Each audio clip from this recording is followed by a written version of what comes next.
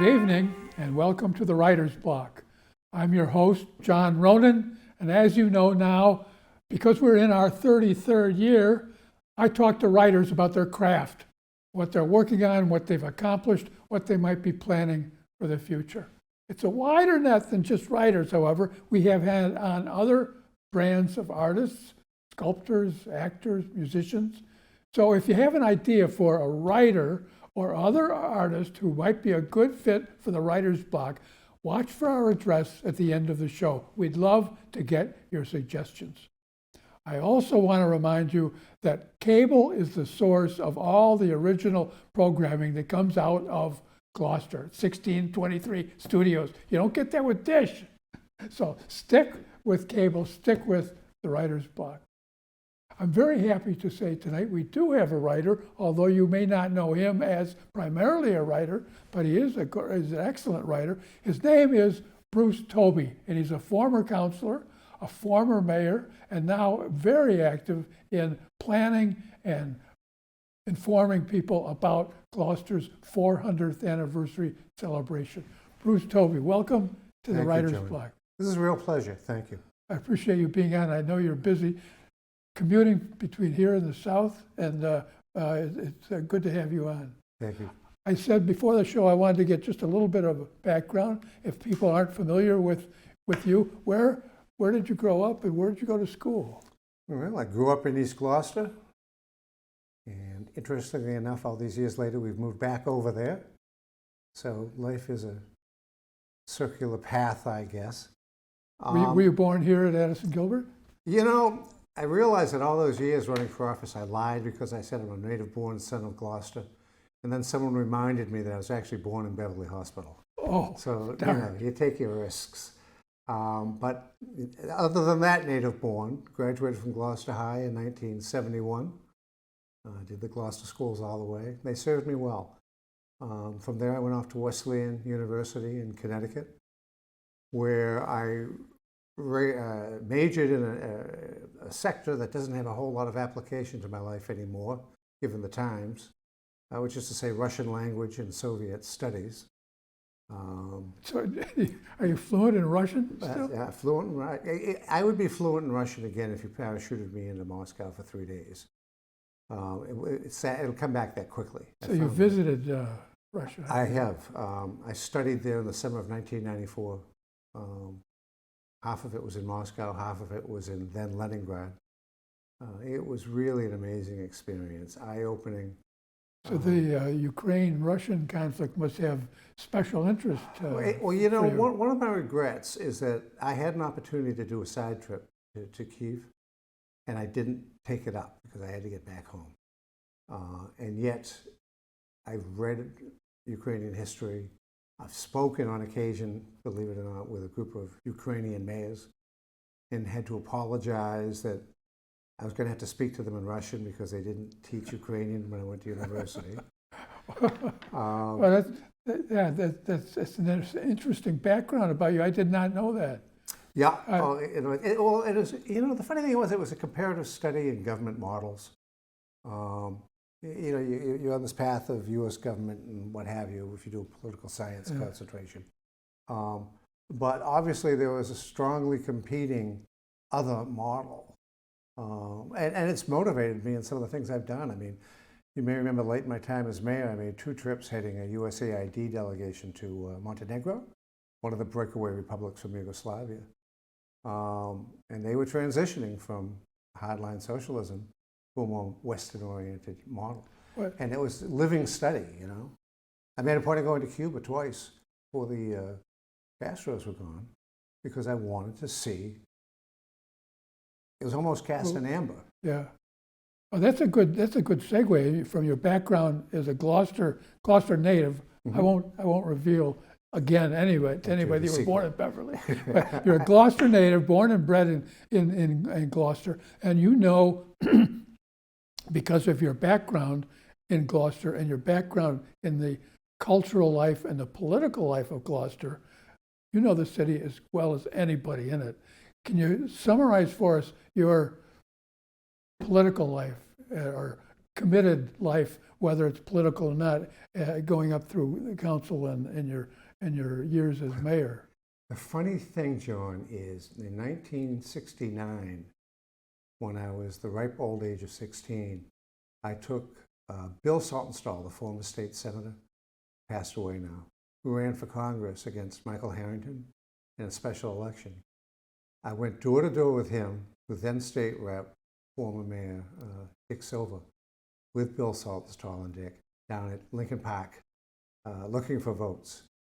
He was a fine man. So I've been at this for a long time. So he ran against Michael Harrington. who's still alive, I believe. Yes, yeah. Well, as a matter of fact, years later, I practiced law in Michael's firm. I So think it all he's still goes around. Yeah. All goes around. So you started in '69 campaigning, Yep, going door to door, yep. grassroots kind of work. Way back in the day. Bottom line is that after graduating from Wesleyan and doing law school at Suffolk, I was accepted into a program with the United States Coast Guards as a 03 lieutenant. It was the equivalent of a JAG, Judge Advocate General, a service attorney, and spent 4 years living in New York City practicing there. But came back in 1982, having done my 4-year term and having been offered the city solicitor's job by then Mayor, the late Leah Walper. And God, the stories and the experiences. There were a lot of difficult issues. That was my introduction to the world of sewers. So he was he ran a cleaning dry cleaning place up by Tuxedo. yes. Rental. Yeah. Yes. Union Yeah, Hill Laundry. I remember. I knew his son. Yeah. Bobby. So when did you first decide to run for office? It was always in my blood. My dad had been a city councilor for 3 terms in the 1950s under the old Plan E model. Some of my earliest memories, I remember one of his yard signs. I think I was 4. It was white on green. And even when he was unable to continue to serve because he was disabled, he was always conscious of politics. There was always talk of politics in the house. And so it was in the blood. And I was a candidate, back in high school. I was the senior class president when we graduated all those years ago. So you get to a track, I guess. So I ran, my first race was probably one of those ridiculously audacious things I've ever done. Having been back not a year and a half running for state rep when that seat opened up, when Dick Silva became mayor. And Pat Fio and I had one of the most spirited races, and I think the world of Pat these years later, that Gloucester's ever seen, with more votes cast in a Democratic primary than you'll see in 4 or 5 primaries anywhere else rolled together. It was spirited. It was really a fascinating experience. But happily for me, I did not get elected. Pat did. And that focused us on things like starting that family and having a career. Who won that? Pat won. Pat Fio won. And I'm grateful. So your first office was class president. That's right. And then you ran unsuccessfully for state rep. Yep. And then your next race was for the council? It was for council. I think it was 1987. Bought the ticket. That and $1 will buy half a cup of coffee. Ran for a second term, was reelected. At that point, Bill Squillis was mayor, had been. And he left. And the council had to elect his successor, just as we did 7 years ago as a community, with Carolyn Kirk moving on to state service, yes. and the council choosing Safathi or Mayo Taken. It was 1991.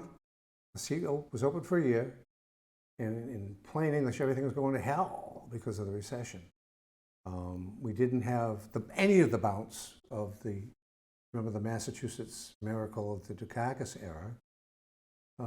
We hadn't seen a lot of the economic growth, particularly in technology, that had been a high mark of that.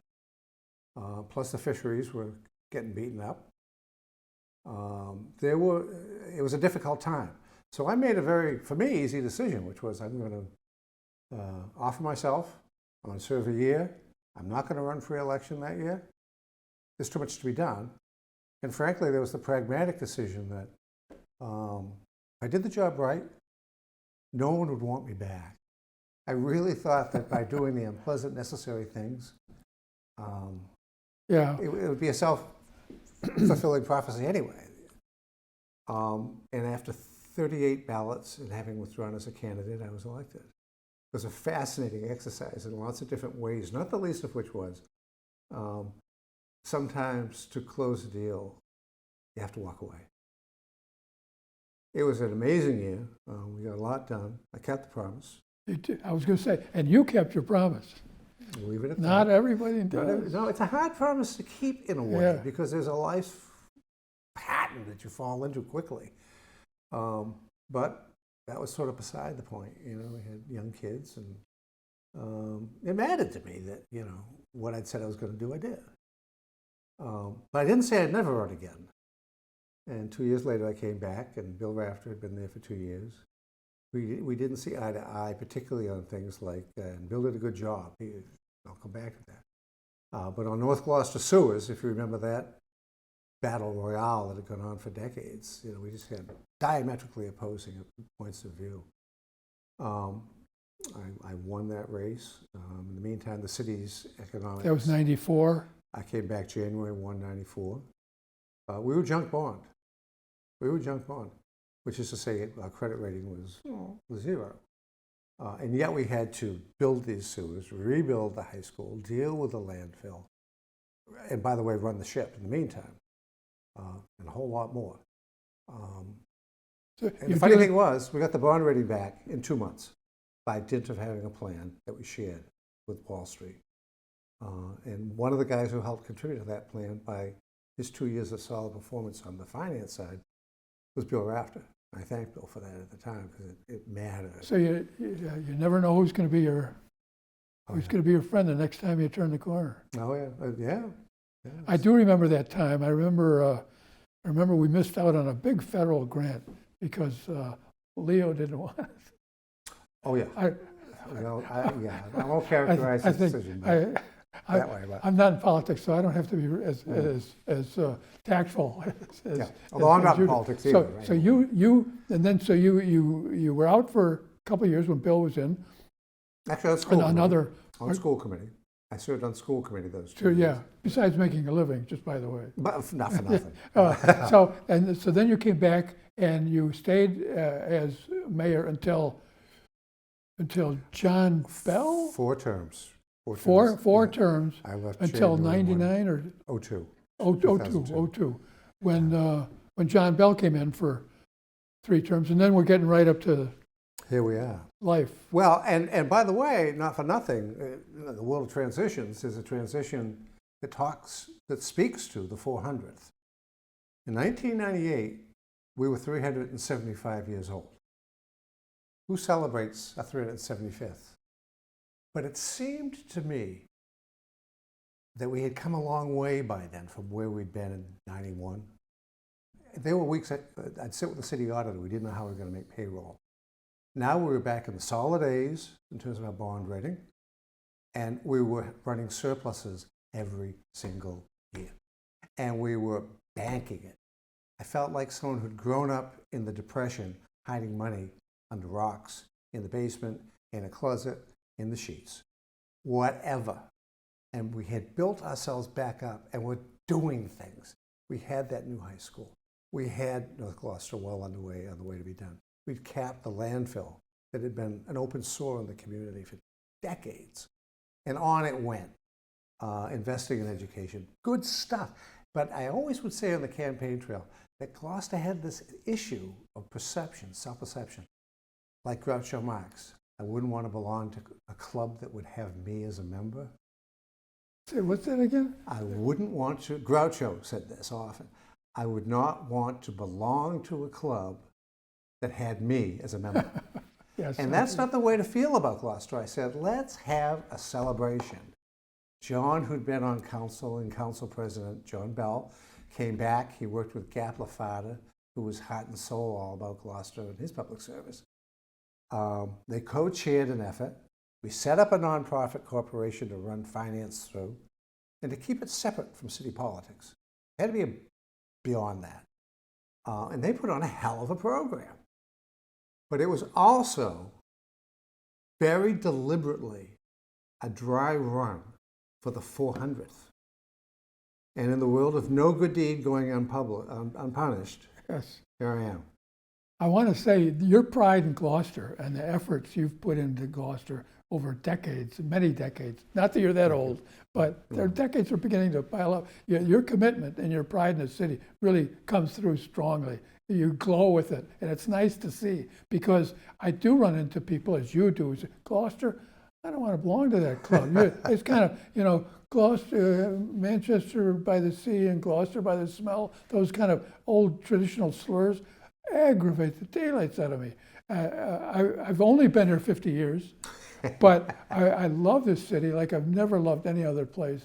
And I commend your work all that time, and commend you for getting ready 25 years early for our big anniversary next year, 1623, 2023, 400 years.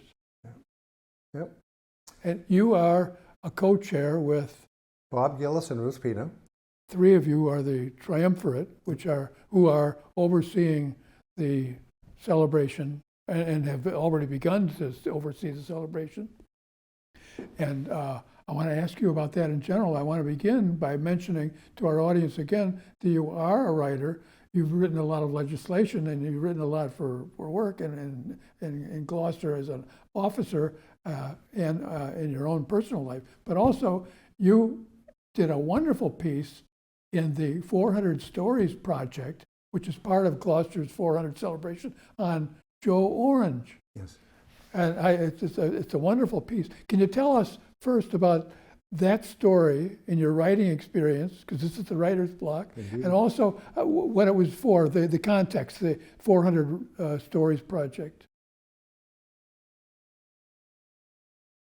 Originally, the concept was that we had so many people in this community that you wanted to put a spigot inside of the head of to get all the stories. I mean, Freddie Kairos, who was city clerk forever, the late Freddie Kairos, the stories he had, and we never got him on tape.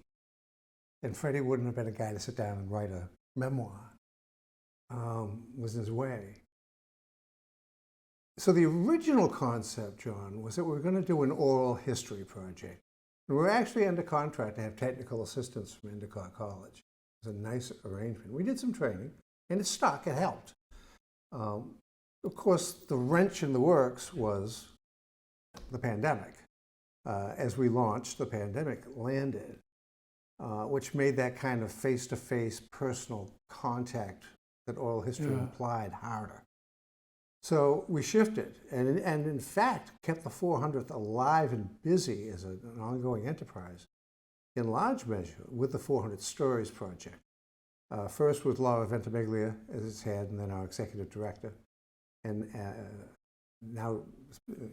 She had to lighten up on her duties. Yeah, that's right. So now Elsa Zemke has come on board as our executive director, and Terry Weber is our head of the 400 Stories project. Former guest on the writer's block. Indeed. Wonderful editor. Wonderful writer. Best editor in the world. And writer. Yeah. It was I'm tough to manage when I write. I've done a lot of writing for professionally and otherwise, and I don't like being edited. Who likes being edited? She was a pleasure. And we are well on the road to 400 Stories. I mean, your work, the piece you did on John Gus Foote, was wonderful. It was wonderful. And people are doing that. Thank you. Dean Sala of Joe George's Restaurant, a Gloucester landmark kind of place.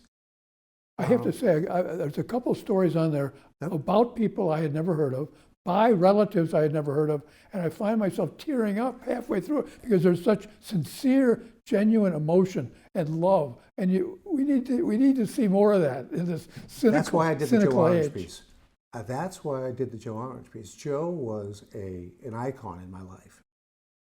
His dedication to this place, but his awareness of the world beyond, bringing it all home again, act globally by acting locally. Your piece is excellent, and there's a wonderful picture of Joe there as well as other pictures. And I have to recommend that to any viewer who hasn't been to the Gloucester 400 site, 400 Stories site, to visit it and see your piece on Joe Orange.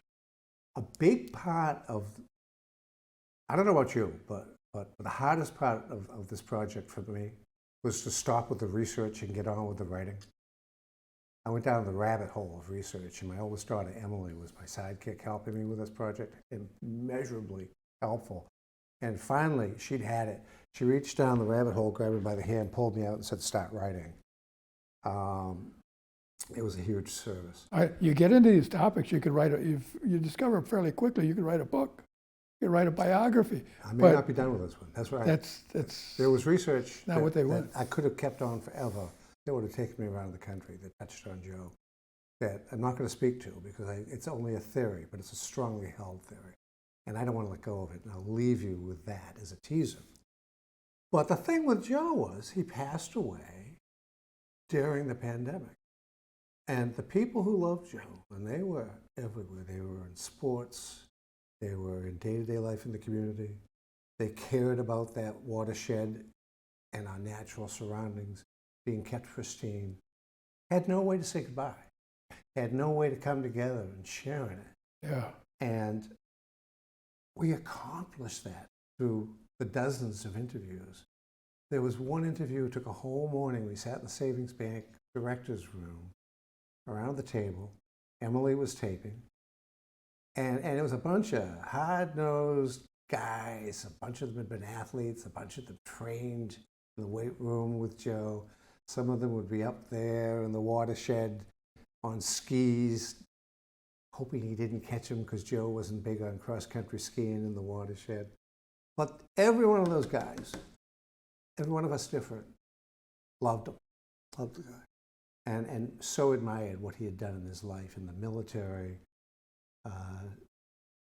You knew Joe. I mean, who else could just extemporaneously recite from the Greek classics? You captured that very well, and in the photograph of him, the side looking, he looks. You can see his military background and his strength in that, and in your piece, and it's one of the most well researched. I say your credits extend for a page and a half at the end of with his commendation, and to your daughter too, and help. But it's a really wonderful piece, and I want to keep stressing that because maybe some of our audience has not heard of the 100 or the 400 story project, and we want to make sure they are well informed. And if I could make an invitation on your time here at the Writer's Block, it would be to folk who have that someone who's mattered in their life, who was Gloucester.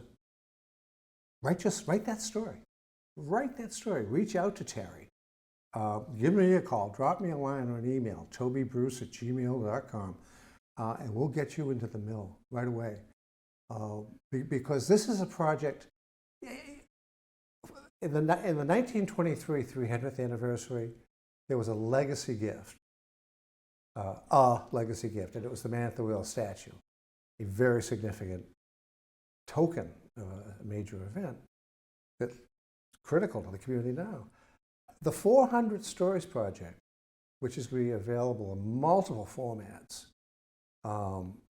is meant to be a lasting tribute to Gloucester. And it's coming out in hard copy as well. Hard copy, online, it is there to stay. It's meant to be.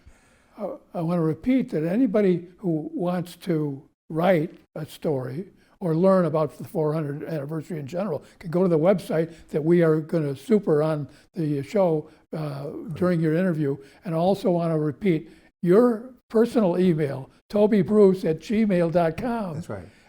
If anybody wants to get in personal contact. I hope you won't be flooded with thousands of emails, but maybe a couple. Maybe at least a few. Yeah, we're going to get to that 400 Maybe mark. a couple. Good, Yeah. good. So what else is is in the works for the Gloucester 400th celebration? We have been very busily preparing a very full year of activity. And we've made a point, by the way, if you see our logo, It's Gloucester 400 plus. It was made really clear when we were doing community outreach 4 or 5 years ago. We did every 6 months a session in City Hall on a Saturday morning. And boy, did we get great feedback, wonderful ideas. The plus is given to us by a group headed up by Miranda Aisling, who's on staff at the Cape Air Museum.